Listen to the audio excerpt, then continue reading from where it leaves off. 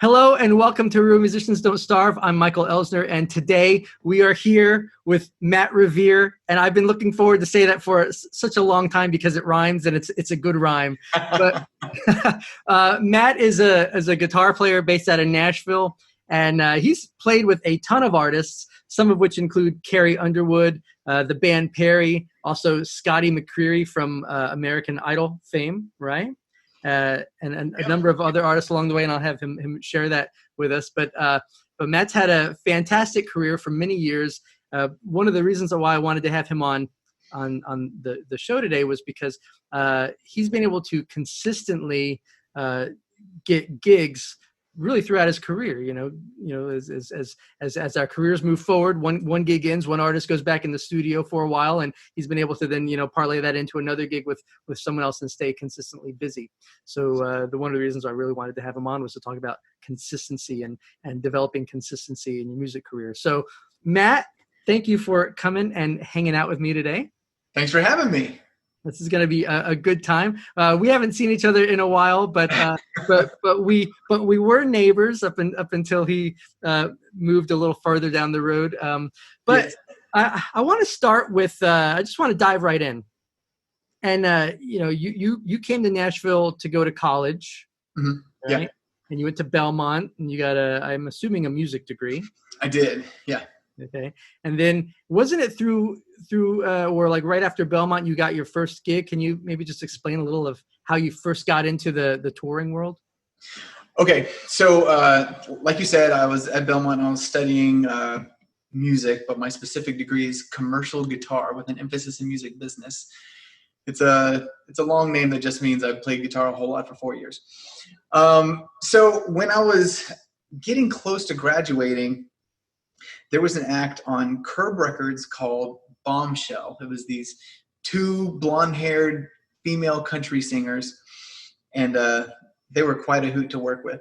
So they and their management called Belmont. They said, well, we need a young guitar player to come do this road thing, And so they called Belmont. They said, who do you have? And Belmont, I really appreciate it, they put my name in on it.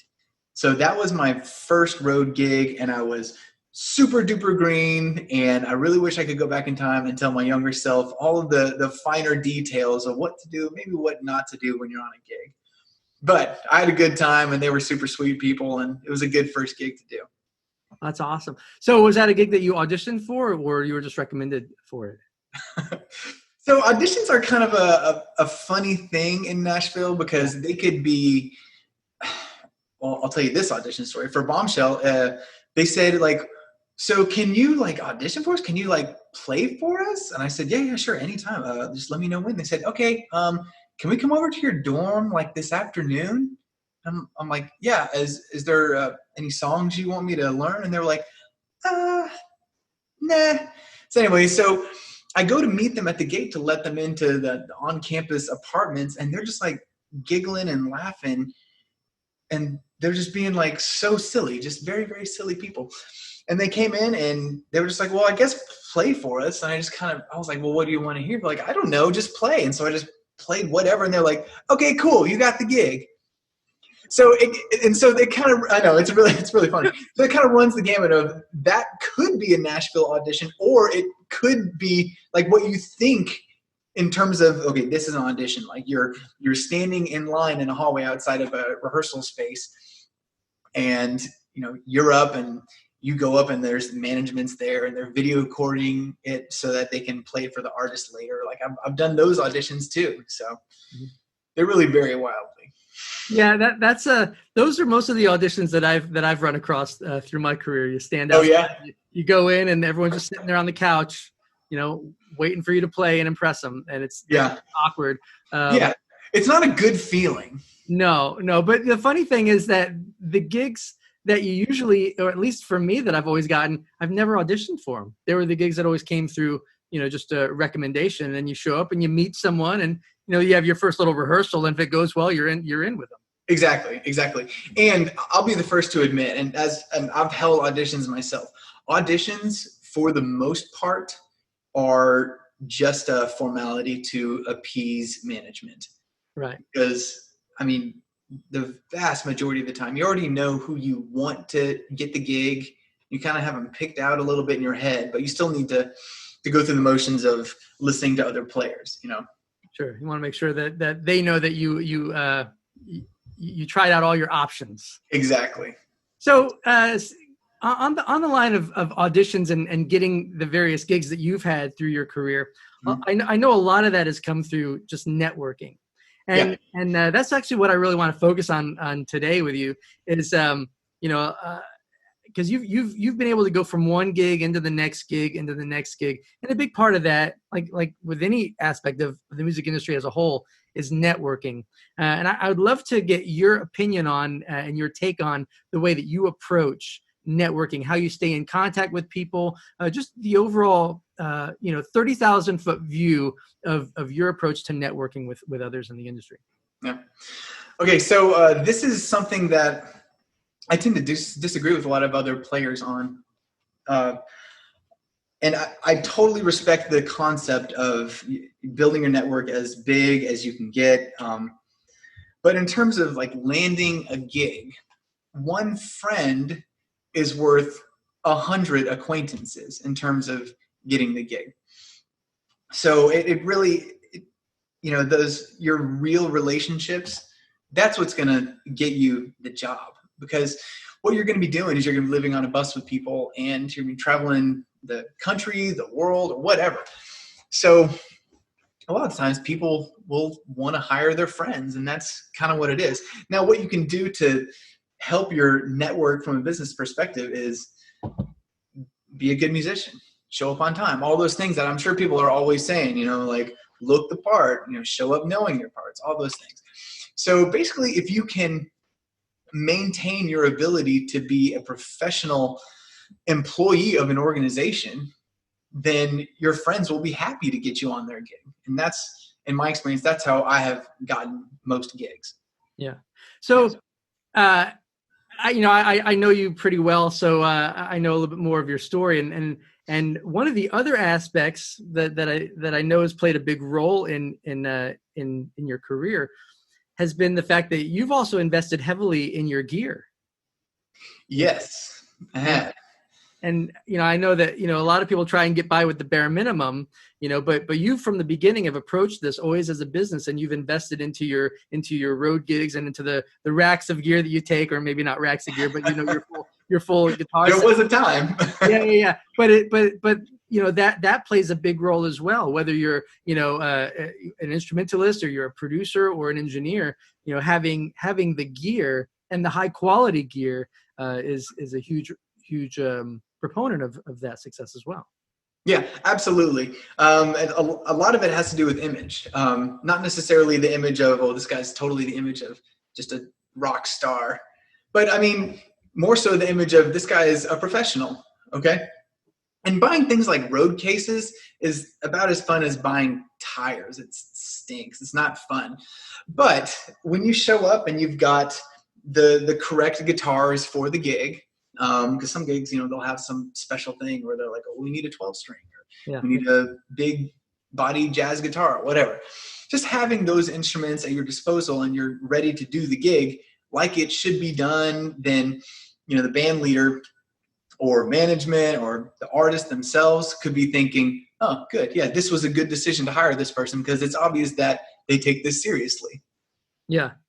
One of the things I learned when I was starting out years ago, I remember I was in a studio with an engineer, and he had, he always had cartage bringing his racks of gear with him. And cartage is whenever, people show up at a session, they hire basically a moving company, for those who don't know, to move all their gear for them. And that costs a lot of money. Excuse me. And I remember we were working on a record, and he, I worked with him for a while, and he kept bringing these racks of gear with him, but they were always sitting off in the corner. They were turned on, but he wasn't using them. I remember at one point I asked him, I said, why are you even bringing these? You haven't used them in a while. And I remember he hit stop on the playback and turned around. There was no one else in the control room. And he said, the reason I bring them is because the people who hire me, they look at that and it justifies my rate. And I thought that makes a lot of sense. Okay, I've got a similar story. A a very successful guitar player in Nashville that shall remain unnamed.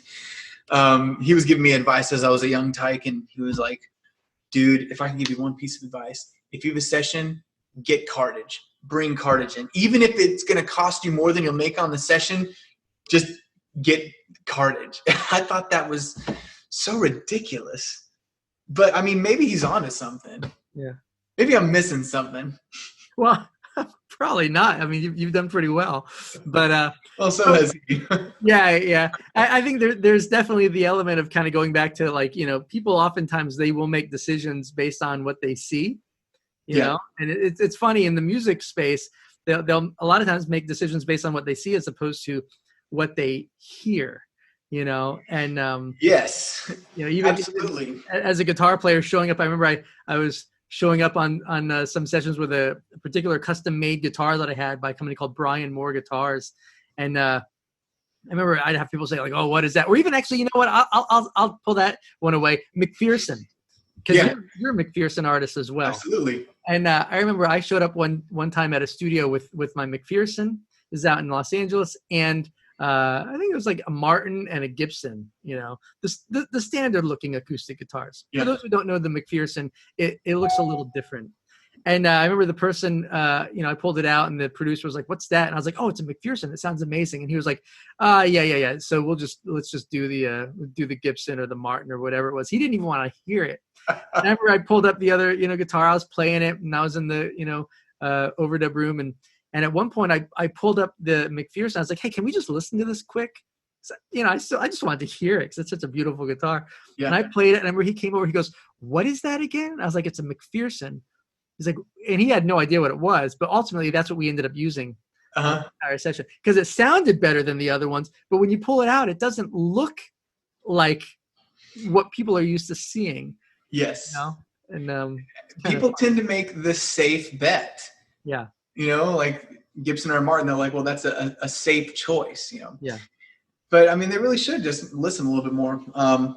The phenomenon that you're referring to, I call the Emperor's New Clothes syndrome.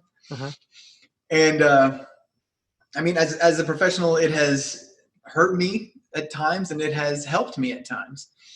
I've done some gigs where you hire some guy, it's just legendary, you know, just like so incredible. And you're like, oh my gosh, like, I can't believe I'm going to be on this gig with whomever it is, right? And then you're doing the gig and I'm thinking, he didn't learn the song. You know, this, you know, I'm blessed to be in his presence doing this gig, but this dude doesn't, like, the bridge is coming up and I know he's not going to know what it is. Yeah. Which is, and I find that quite shocking. So in some ways, I think it might be a better choice to hire a young, talented, hungry player than the legends out there, because sometimes, and not all the time, but sometimes legends can just kind of rest on their name, you know? I agree with you 100%. I think that there's a reason why I think some of the best records ever made were made by, you know, not session musicians. You know, they were made by guys who are hungry to really create something, you know, as opposed to the session guy who's just looking at it as another day, another, you know, 3-hour session that he's coming in to do, you know? And of course those records sounded different than everything else that was out there. Yeah. Yeah. I think there's a lot to be said about having the hunger. You know, one of the reasons I generally don't ever hire session musicians. I like to hire my friends who tend to be a little more hungry, you know, and they're going to put a lot more time and energy into their part. It might take more time to get it, but I think a lot of times in my experience working with other guys who do this every day, you know, 3 sessions a day, you know, they're going to fall back on what they know. But sometimes it's the people who are really hungry. They're going to come up with the great ideas and the stuff that makes it awesome. Yeah. Yeah. So I'm curious. I love asking other musicians this question, and that is, what is your definition of success? How do you see, you know, as musicians, when we're growing up, we always probably thought like, oh, you know, I'll be successful when I'm on MTV and, you know, when I have a #1 song. But as we, you know, get older and actually start really working in the industry, those definitions change. So I'd be really curious to know what your definition of success is now at this point in your career. Okay. So back when I was in college, I made this bucket list kind of, and I was like, okay, something I really want to do, I definitely want to play for a really big artist. And I don't know what I was thinking in terms of like what's really big, because that's such a subjective and comparative sort of thing. I don't know, but in my mind, that was the goal. All right, really big artists, right?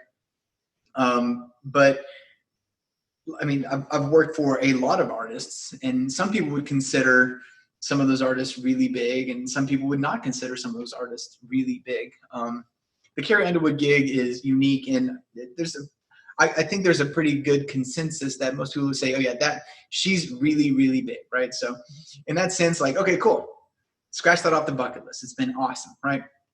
But as I get older, I'm kind of looking at life as a whole and what I want to do with my career. And I just kind of think, well, if I can make it through life not having to get a real job, that's what I consider success. Yeah. What is a real job? Like the kind of job where you go, should I iron a pleat in my pants or no pleat? And those are the pants you wear to your real job. Yeah. My answer with blue jeans on the stage is always no pleat every time. Okay. What's funny is I think a lot of musicians look at, having the real job as just a 9 to 5, Yeah. But the funny thing is that when you're actually out touring and traveling and doing the real musician, career, it's so much more grueling than a 9 to 5. Oh yeah. Yeah. It's extremes, because I get this question a lot, like, how do you handle being on the road and having a family? Because I'm married and I have 2 small children. Okay. I know you know that, but perhaps viewers and listeners will not know. Okay. But my answer is always the same. If you were to compare the amount of time that I get to spend with my family and compare that to someone that has a standard 9 to 5, Monday through Friday job, I probably get more face-to-face time with them than someone in a normal job would have. Yeah. But the difference is I could be gone for a weekend or 6 weeks at a time and not see them at all. And then I could be home for a weekend or 6 weeks at a time and see them that entire time. So I think overall, I probably get to spend more time with them. It's so funny that you bring that up, because that was actually a situation that happened, excuse me, in my 20s. Excuse me. With a good friend of mine, and I still remember this so clearly. Good friend of mine was dating this girl, and she broke up with him because he was out touring a lot. I remember his argument with her. He's like, but I'm home more than anyone else would be. Exactly what you said. Yeah. I'm gone for 3 or 4 days, but then I'm home for 10. And if you're uninterrupted hours, you actually have more time with me. Yeah. Yeah. So that works. I remember I was dating my wife. We had been dating for like 2 weeks or something. Like it was a new relationship. And I said, hey, I really like you. I see this going somewhere. I am a musician, so I'm going to be probably gone a lot. I just want to make sure that you're okay with that. And her in her naive way was like, yeah, that's fine. She didn't know what she was getting into. Well, because, now, with some of the tours, you're gone for, 3-4 weeks at a time. Yeah. Yeah. And then home for a short amount of time. Like this, we just did the big Carrie tour we did last year.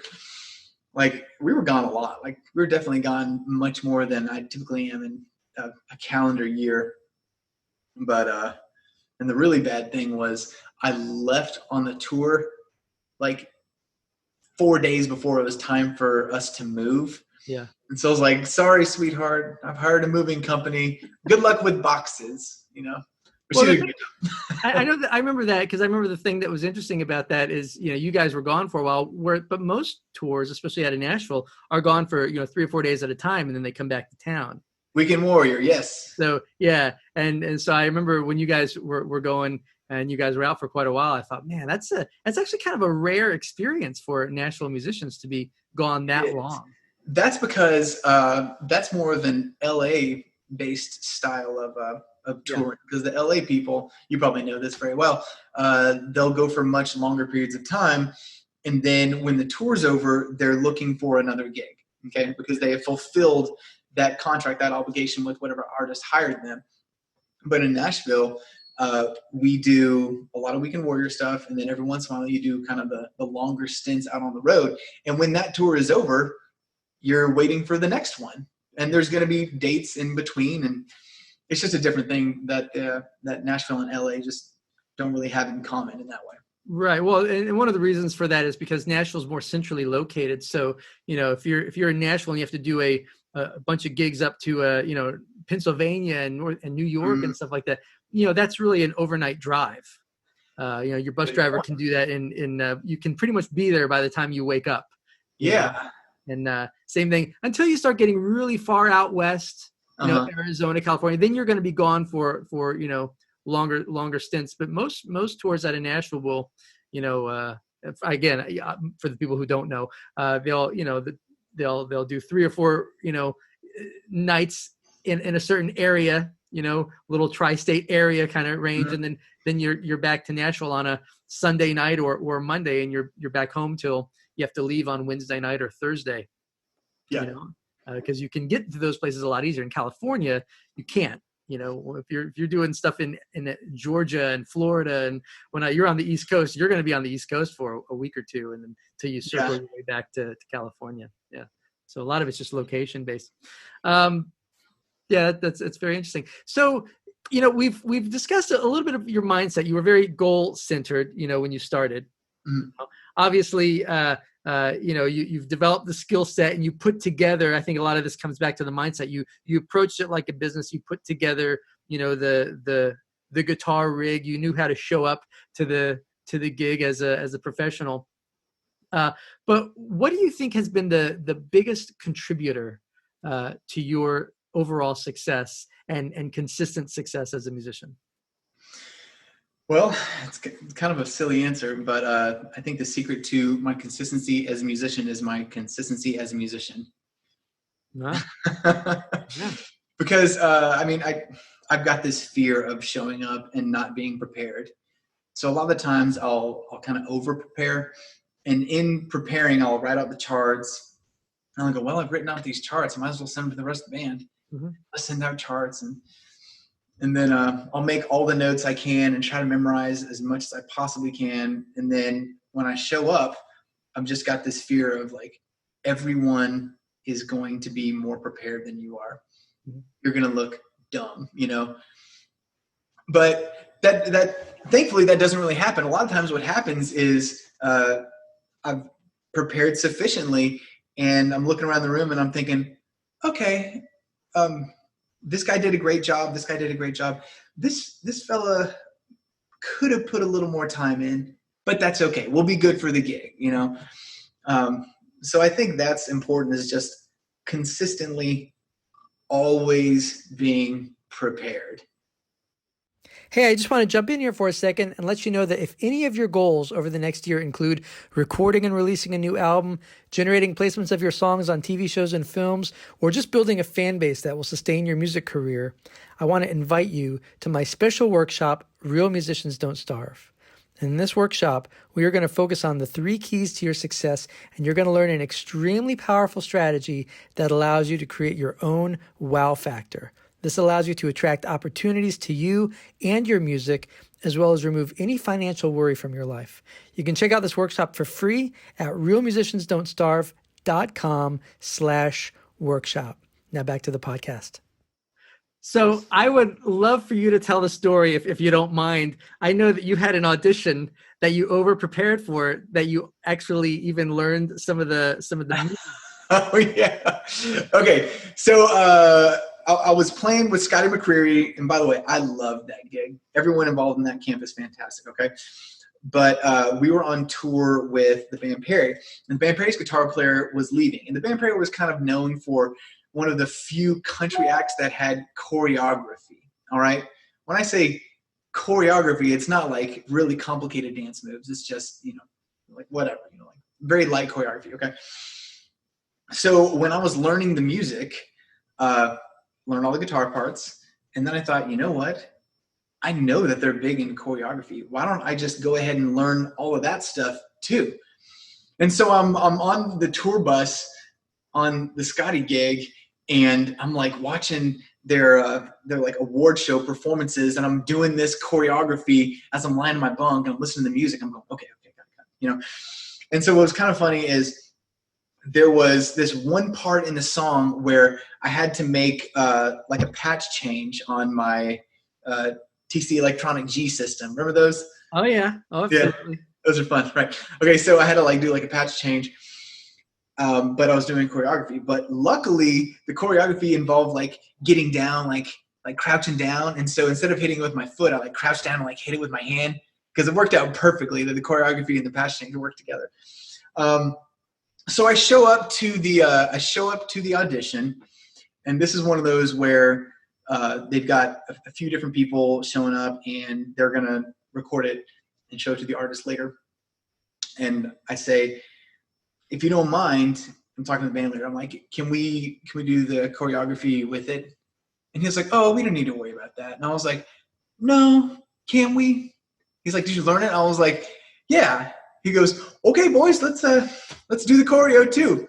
And so in the audition, I'm playing and I'm doing all the stuff, like just trying to make it so that on the next show it would be a seamless transition in as many ways as possible, that their organization could continue smoothly.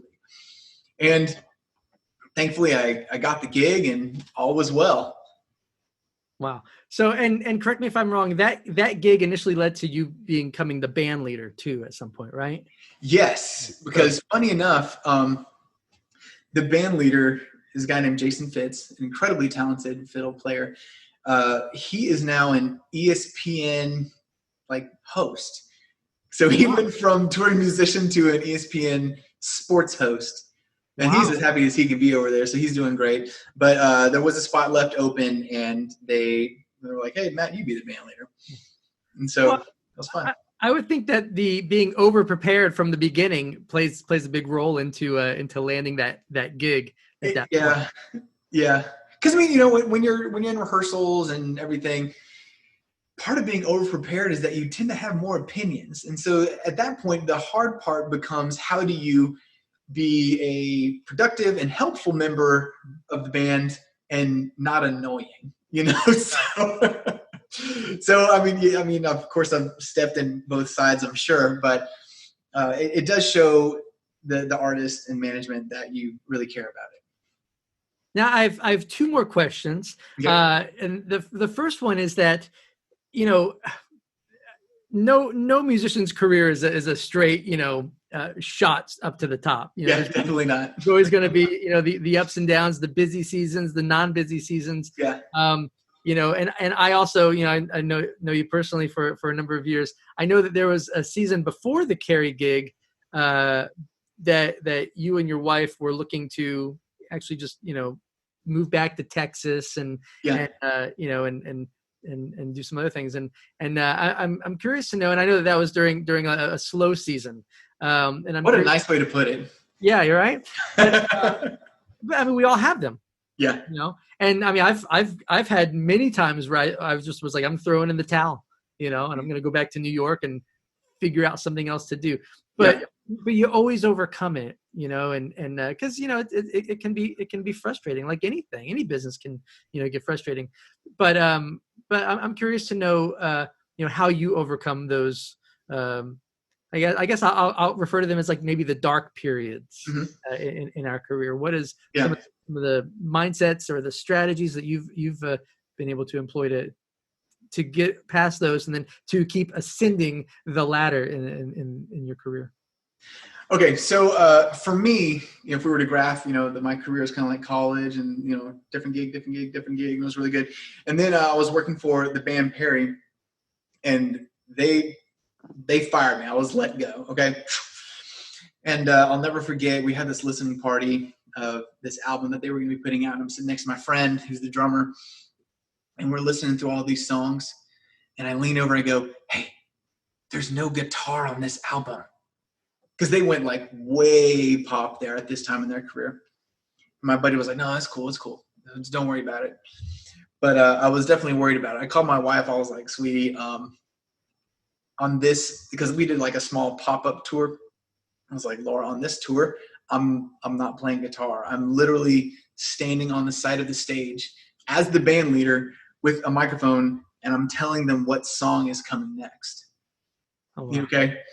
So, and I was getting paid to do that, and I was like, this isn't going to last. And I was right. They let me go. It's probably in their best interest, since my forte is playing guitar, being a guitar player and all.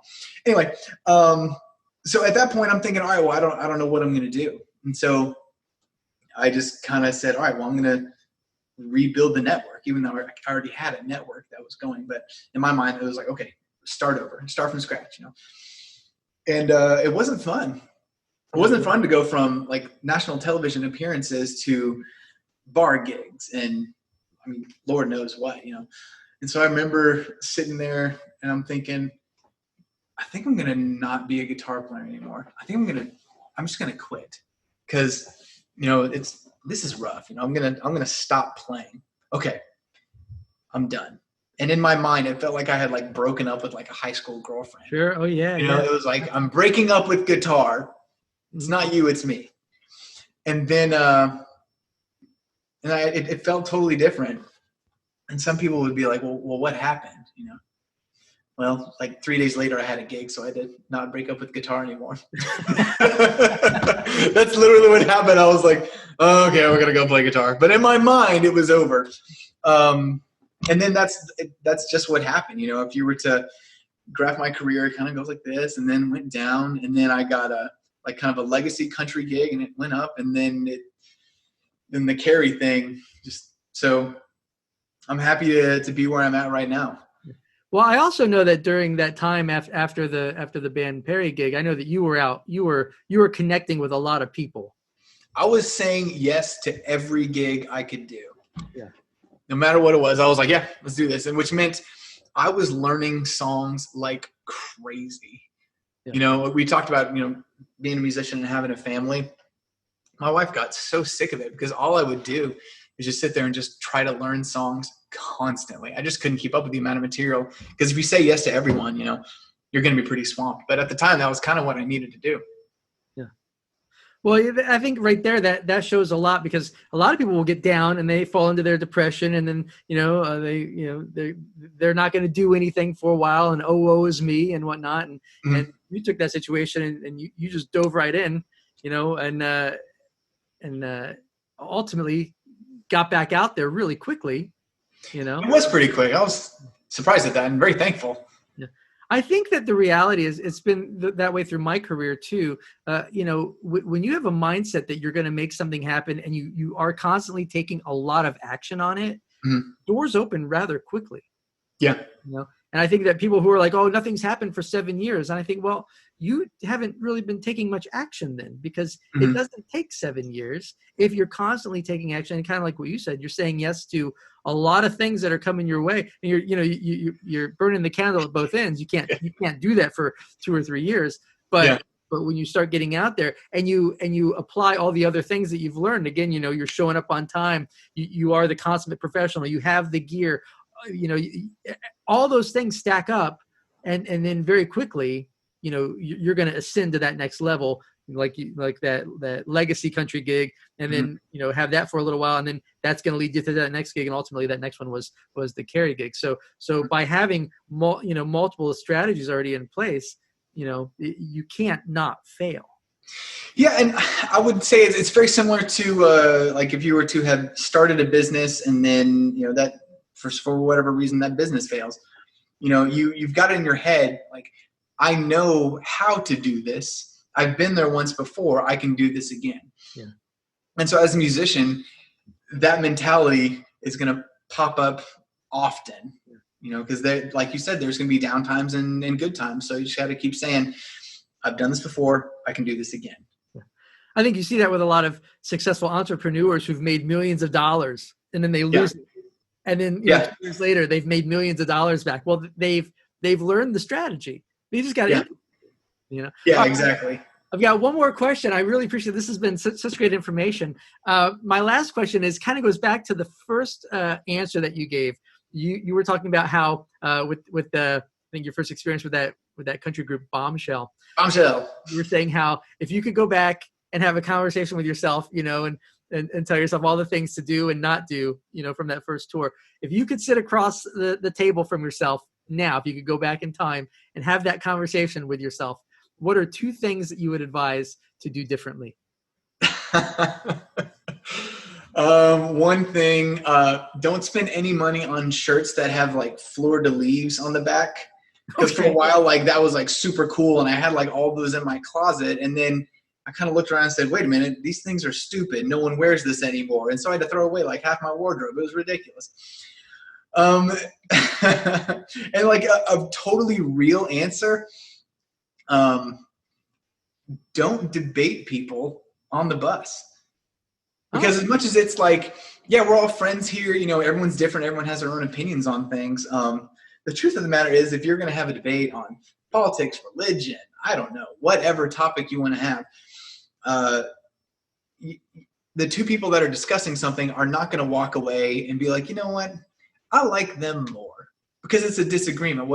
A debate is you're shedding light on a disagreement, Mm-hmm. So I think that like it hasn't really been a big hurt on my career, but I kind of look back on that and go, you know what, things would be a little smoother, a little more joyful if I just avoided that completely. Yeah. Yeah. I wish people would avoid that on social media. It's made it just this, cesspool of hate. Oh, it's wild. Yeah. I always say posting something political on Facebook is the best way to alienate half the people you know. Yeah. Yeah, exactly. No matter where you stand, because it doesn't move anything forward in a positive way. It does not. So, I mean, in the same way that it doesn't do anything positive for you on Facebook, it doesn't do anything for you on a tour bus. Now, I'm not saying don't do that with your close friends, but when you're on the bus, it's sometimes easy to forget that it is a professional setting. Yeah. So you shouldn't do that in a professional setting. Yeah, I think there are definitely certain topics that should always be off the table in professional settings, and religion and politics are them until till you make good friends and you can respectfully, and I know you and I both probably have friends who we disagree with. Of course, but that's okay. But what's amazing is, I have a couple of friends like that, and it's not a topic that comes up a lot, but it kind of becomes a joke. After a while, I love these guys; they're amazing. But we don't agree, and so it comes up quickly in the conversation. Well, we don't agree, so let's not even talk about it. That's wise. You're not going to convince anyone else of anything. And the same thing with when you're in a studio. I think over the years of doing a lot of studio work, I've seen a lot of like people come in at a young age into the studio world, and they leave also very quickly because they just don't realize that there are some topics that just don't need to be brought into the workplace. Yeah, I think that's a fantastic piece of advice to share. You weren't expecting that, were you? No, I wasn't. But actually, I love it because I think it's very valid. I mean, there's no reason to share. There's just certain topics that don't need to be on the table all the time because it doesn't, again, like I said, it doesn't benefit the conversation. It doesn't move it forward. And kind of like what you said, you're not going to walk away from that conversation going, man, I like that person more. You know? It can be contentious. And the reality is that especially if you're traveling and working together, it's those things just don't need to be discussed. I love it. Fantastic. Cool. Man, you have been a lot of, it's always been inspiring knowing you and seeing your career. Oh man! But I think you shared a lot of great information. We did talk about like the mindset. You definitely have that success-driven mindset. There are 3 keys to success that we always talk about here with Real Musicians Don't Starve. And so it's the mindset. That played a big role in the first ascension up the ladder, and then of course the second ascension up the ladder. Right. The skill set, you have that, and you said that too. And one of the reasons why you've been able to your biggest, what you said your biggest contributor to your success was that you've been able to what you say constantly. Gosh, I forgot what you said. It was your skill set. That's what I said. It was consistency. Consistency. My consistency as in a professional music career is my consistency as a musician. Yeah, I love that. I mean, that's so important, so there's your skill set, and then all the actions that you've taken. So, yeah, I mean, everything that's led you to where, you're at really hit on the 3 points that we talk about with Real Musicians Don't Starve. And one of the things that I always like to end each of these podcasts with is our manifesto. And that is that real musicians are business owners and our business is music. The business is simply an organization where value is provided in order to make a profit. And unlike starving musicians who operate with a mindset of scarcity and fear, as success-driven musicians, we operate with a mindset of abundance, confidence, and service. We are doers, we are dreamers, we are creators, and we are achievers. We know that our true value is determined by how many people we serve and how well we serve them, because our truth is real musicians don't starve. That was awesome. Awesome.